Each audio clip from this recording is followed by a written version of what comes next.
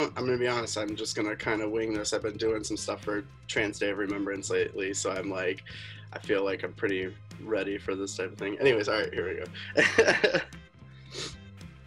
So I would really love to thank Equality Ohio for recognizing Northwest Ohio in this way this year with both me and Sheena. It's really exciting. Sheena coming into my former role as executive director. I'm going to start this over. Okay, hang on. I feel like Sheena's probably going to talk about Sheena, so I should just shut up. All right. Good evening, everybody. Thanks so much for this recognition. It's incredibly meaningful as we've been doing work in Northwest Ohio and pushing a lot of boundaries. It's nice to be seen for that work.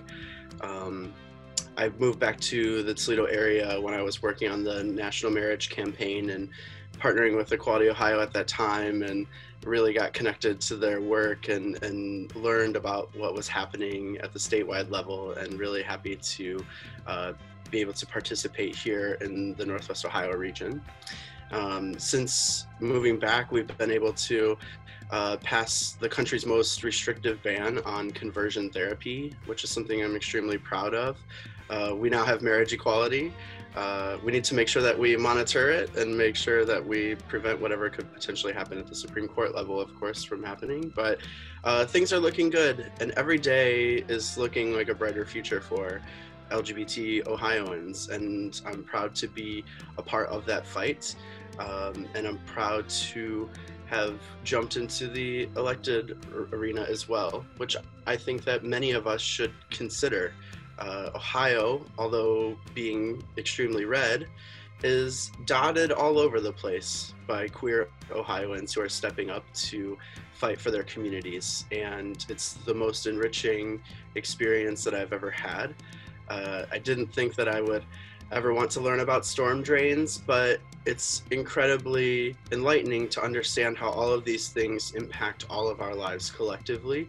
And it's imperative that we step up to the plate because we bring something different, and queer people are incredible and the most brave, and I wouldn't take back my gayness for anything. And so I will leave you with that. I really appreciate this recognition, this opportunity to be with you all this evening, and congratulations to the other awardees as well.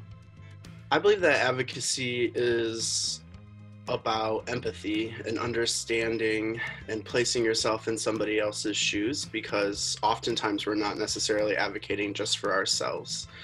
And I learned that role pretty specifically as the executive director of Equality Toledo when I was having to fight for folks who might not look like me. And I really had to dive deep into what that meant and do the work and learn and listen. I think that we often think that advocacy is so much about telling other people about what a problem is, as opposed to actually listening and then trying to find the avenue to uplift those voices and make sure that they're heard. So I've had the pleasure of working with Equality Ohio for many years. I used to work for an organization called America Votes, and Equality Ohio was at the table. And I remember always wanting to work specifically on LGBTQ issues and never quite breaking into the mold. And then eventually the National Marriage Campaign came along, and it was sort of a side-by-side with Equality Ohio. And it was my first real experience of seeing what they do on the ground. And when the marriage campaign was sort of paused in the courts, I was sent to Cleveland to fight for non-discrimination. And I worked with an incredible and amazing organizer named Nicole Thomas out of Cleveland, who was working for Equality Ohio at the time. And I learned so much from her and that experience, and just really got to see what it is that Equality Ohio does in terms of fighting for our rights. And I think that people take things for granted often, and they think that somebody's just out there fighting, and they are, but I hope that people recognize that they can and have an important role to play with Equality Ohio. Lived experience for me wait, lived equality, lived experience. Sorry, now I'm crossing into other things I've been talking about. Lived equality for me is about the opportunity for all people to live their lives, to go through this crazy life that we live in an equal setting, on an equal footing, from an equal platform. To me, lived equality is about an experience that we all have that starts from an equal footing and provides equal opportunity for all folks and access, because all too often characteristics that are beyond our control contribute to the lack of access that we might experience. And I think too often people take all of these things for granted, and it's really easy to sort of push people to the side or to label people in a certain way.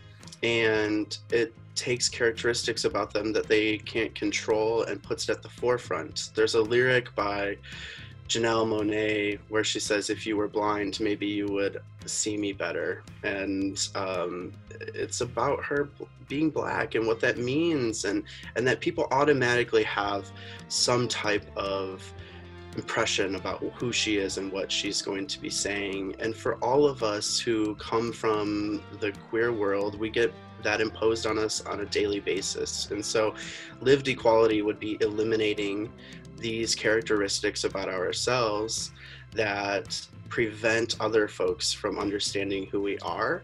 But I also want to say that it is absolutely about celebrating who we are and those differences that make us so unique. My dreams for LGBTQ plus folks in Ohio would be, man. All right, I'm gonna start over. My dream for LGBTQ plus folks in Ohio would be to be in every place that we already are, but not have any negative thoughts or impressions that come with it. And I think the most amazing thing is that we already are everywhere. There's a great book called We Are Everywhere, and you should get it. It's about our history, but it's also about the fact that we are literally in every aspect of society that already exists. It's just that we oftentimes are not allowed to be out and proud.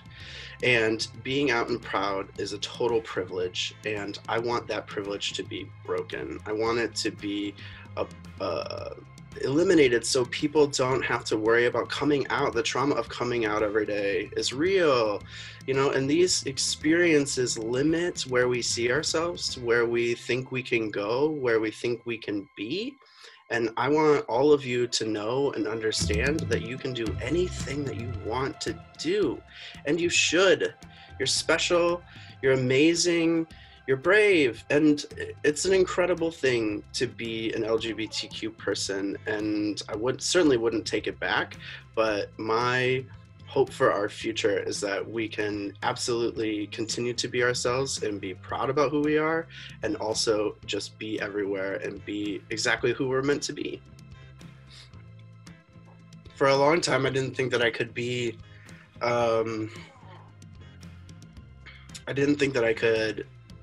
elected official, for instance, because I thought that it wasn't a place for us, because I watched in my first ever opportunity to vote, my state tell me that I couldn't get married. And I couldn't sit back anymore. And I'm crying. Because we can be anything that we want to be. And we can be in any space that we want to be. And don't ever let somebody tell you that you can't be. Because all of us, every person has value. It doesn't matter. All work has value. All ability has value. We all matter, but it's important and imperative for us to remember those folks who seemingly matter less right now. And I felt like that, but it doesn't have to be that way. You can be anything you want to be. You can get elected to city council. You can have aspirations for something higher. You can become a doctor. You can do anything that you want to do. And you should strive for the best in whatever it is that inspires you and drives you. But don't let a government, don't let people who have consistently told us that we're not allowed to be in that space dictate whether or not you're in that space. Shirley Chisholm brought her chair. Always bring your chair. The day that I was sworn in, a young man, age 18, named Zach Hall, came up to me and asked to take a picture with me. And as we stood there and his parents took the photo, he looked at me and he said, "I want you to know that someday I'm going to run for office because you did." And I didn't think about how impactful it was just to step up. And even if I hadn't won, I showed somebody else that they could do it too. And I think it is all about the fact that we need to recognize that we deserve to be in these places. We deserve to fight for what is right. And it doesn't always have to just be about LGBTQ issues, because everything that is happening at a government level is happening to us. It's happening to other minority communities, and we have a duty to stand together and to fight. And so I would encourage you, if you're even thinking even remotely about running for office, to volunteer for a campaign, to spend some time with a candidate, because you can and you should. And so if you have that drive, please step up, because we need more LGBTQ plus people in office to make sure that our rights are protected and to fight for the rights of other minorities as well.